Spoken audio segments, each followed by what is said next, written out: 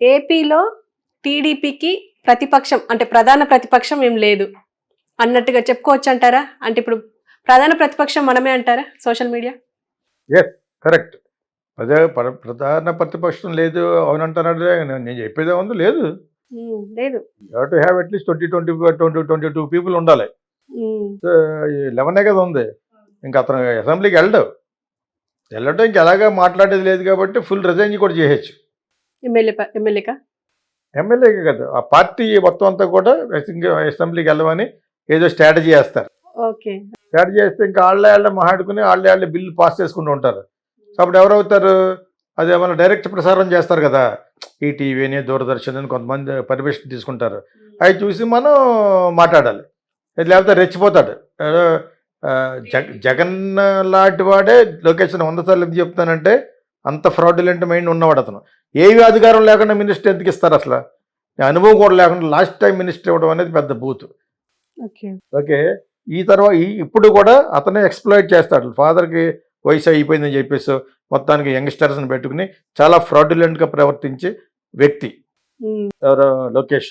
దాన్ని కంట్రోల్ చేయాలంటే social media చేయాలి. అక్కడ ఆల్రెడీ కంట్రోల్ అయిపోతారు, ఎందుకంటే వాళ్ళకి అంత మెజారిటీ లేదు. సెంటర్లో మోడీకి అంత సీన్ లేదు. ఇప్పుడు ఇంకా సమానంగా ఉన్నాయి కదా, ఒక 20-30 సీట్లు అటు ఇట్లను. వీళ్ళు ఇష్టం వచ్చిన జరగాలని జరగదు. ఏదో one fine day no confidence motion కూడా తీసుకురావచ్చు. ఈ లోకాలు చేసి తప్పని తెలిసిపోతుంది కదా అదంతాను. తర్వాత ఇంకొక విషయం మాట్లాడడం మర్చిపోయాము. నేను ముందు చెప్పానా మాధవేలు అది గెలవదని? ఫస్ట్ చెప్పింది మనమే. అతన్ని ఓడించడం కష్టం. సో ఇక్కడ అపోజిషన్ లేదు ఇప్పుడు, మన దురదృష్టం. తర్వాత అపోజిషన్ లేకపోవడం అనే దాని గురించి చెప్పుకోవాలంటే మన స్టేట్కి బ్యాడ్, అది స్టేట్కి అరిష్టం. అది it's a very bad phenomena for the entire IP state. మొన్నటి వరకు ఒక సైకో తోటి వేస్ట్ అయిపోయింది. వీళ్ళకి మాట్లాడిపోయిన కొంచెం గొడవ పెట్టినా కొంచెం బయటకు వెళ్ళిపోయారు. అందులో వాళ్ళకి నమ్మకం లేదు. ఇది పవన్ కళ్యాణ్ అన్ని పార్టీలు కలపడం వల్ల వచ్చింది, మళ్ళీ చెప్తున్నాను. లేకపోతే అక్కడ విశాఖపట్నంలో ఉన్న వీళ్ళందరూ కూడా ఆ పార్టీ బొక్క అనే ఆడియోలు కూడా వచ్చేసినాయి. అదైందా? అటువంటి నమ్మకం పోయిన పార్టీని మళ్ళా నిలబెట్టడానికి గల కారణం పవన్ కళ్యాణ్. కానీ కనీసం ఐ విష్డ్ ఒకప్పుడు పవన్ కళ్యాణ్ కూడా ఆపోజిషన్లు ఉంటే బాగుంటుందేమో, మళ్ళీ జగన్ గెలుస్తాడు అనుకున్నా వాడిని నేను. జగన్ కనీసం ఒక 22 వచ్చి ఉండవలసింది. ఎందుకంటే కొంచెమైనా మాట్లాడకుండా ఉంటే అపోజిషన్ లేకపోవడం బ్యాడ్. అది ఇప్పుడు అక్కడ వాళ్ళు ఎలా బ్యాడ్ అయిపోయారు సెంట్రల్లోనూ. మాట్లాడితే ఈడీని, మాట్లాడితే ఇన్కమ్ ట్యాక్స్ని, వాళ్ళకి ఎవరికి ఇష్టం లేకపోతే వాళ్ళు జైల్లో పెట్టారు. ఎందుకు? బికాజ్ అక్కడ అపోజిషన్ లేదు.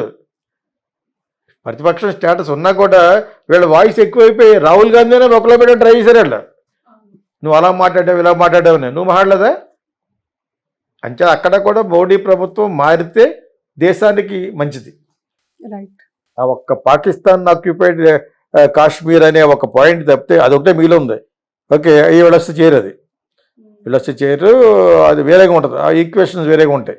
పాకిస్తాన్తో కొన్ని సత్సంబంధాలు బాగానే ఉంటాయి, ఉన్నాయి. ఎప్పుడు చూసినా గొడవ పడ్డం ఎందుకు? What is use? వాళ్ళు అయిపోయారు ఆర్థికంగాను పాకిస్తాన్. ఇంకా చచ్చిపోయిన పవన్ ఇంకా ఎందుకు చంపుతావు నువ్వు? చైనాని చూసుకో, already China has come with fantastic fighters. ఎక్కడ మన నార్త్ ఈస్ట్ పైన మోహరించేసిన కొన్ని 100 ఫ్లైట్లు. They ready for war. Modi గవర్నమెంట్లో ఈ జయశంకర్ లాంటి వాళ్ళు, కొంతమంది ఫారిన్ మినిస్టర్లు అయ్యారు, బ్యూరోక్రాట్స్. వాళ్ళ వలన ఇప్పుడు కూడా మంచి మంచి బ్యూరోక్రాట్స్ ఉంటారు. కాకపోతే మోడీ గవర్నమెంట్ కొంచెం మారితే బెటర్. మారటం వలన దేశానికి మంచిది. మరి నెక్స్ట్ టైం రావచ్చు. ఒకే పార్టీ 3 సార్లు రాకూడదు. ఆ విధంగానే చంద్రబాబు నాయుడు ఓడించారు లాస్ట్ టైం. అది మంచిది అనుకున్నాం. దాన్ని అవకాశం తీసుకున్నాడు జగన్. తీసుకుని రాక్షస పాలన పట్టుకొచ్చాడు. తప్పది. కడపను పట్టుకొచ్చాడు అక్కడ అన్ని చోట్లను. అలా డైలాగులు కూడా అన్నారండి వైజాగ్లను. రేపు ఏడు చూసేది మీరు. షుడ్ నాట్ అటువంటి ఎంకరేజ్ చేయకూడదు అసలు. అట్లా మళ్ళీ ఏం చెప్తారంటే కడప అయితే బొంగులో కడప.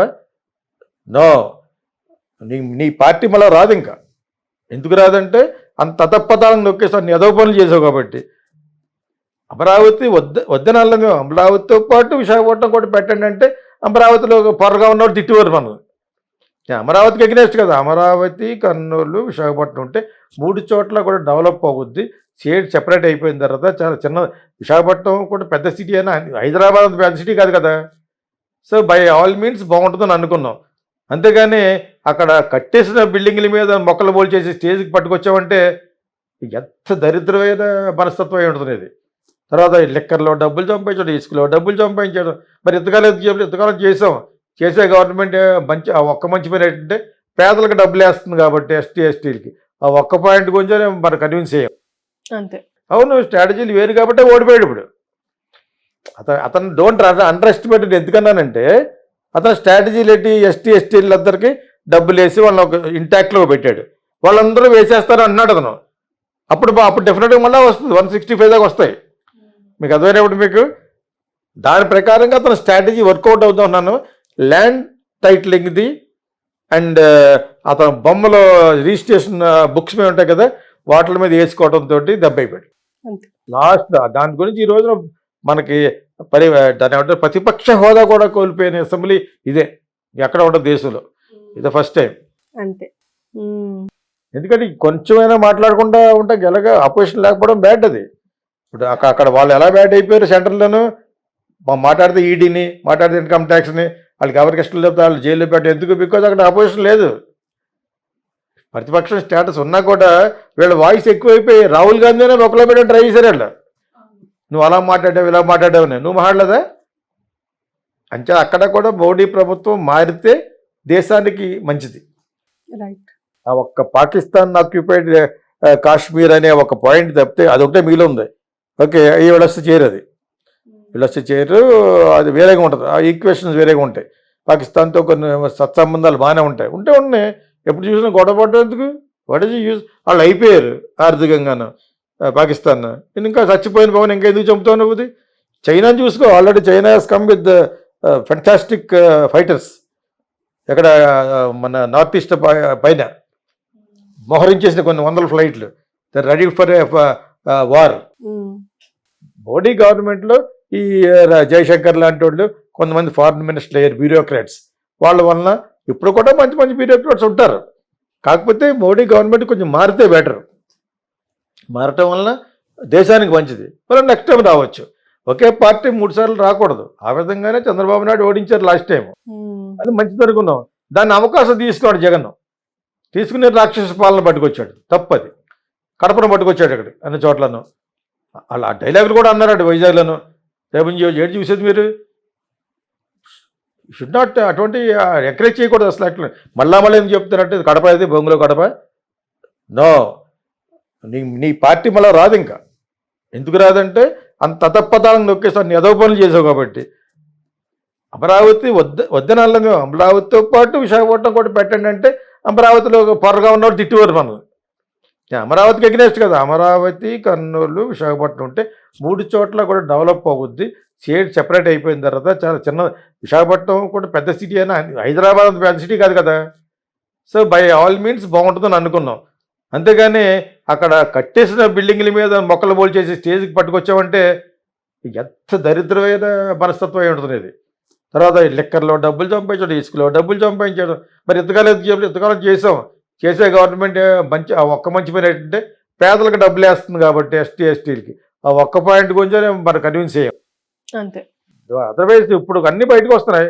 చంద్రబాబు నాయుడు చెప్పినవి, పవన్ కళ్యాణ్ చెప్పినవి అన్నీ బయటకు వస్తున్నాయి. కాబట్టి ఇవన్నీ నిజంగా జరిగి ఉంటే మటుకు ఈ మస్ట్ బి, అక్కడికే అన్నాం, ఈజ్ ఎ కన్ఫర్మ్డ్ క్రిమినల్ అని. ఎవరిని ఎలా? ఎందుకంటే వాళ్ళు డబ్బులు ఇస్తే మనకి ఆడెవడో పేటీఎం అంటాడు. జగన్ స్ట్రాటజీలే వేరు అని అన్నానని. అవును, స్ట్రాటజీలు వేరు కాబట్టి ఓడిపోయాడు ఇప్పుడు. అతను డోంట్ అండర్ ఎస్టిమేట్. ఎందుకన్నానంటే అతను స్ట్రాటజీలు ఏంటి, ఎస్టీలందరికీ డబ్బులు వేసి వాళ్ళని ఒక ఇంటాక్ట్లో పెట్టాడు. వాళ్ళందరూ వేసేస్తారు అన్నాడు అతను. అప్పుడు డెఫినెట్గా మళ్ళీ వస్తుంది 165 దాకా వస్తాయి.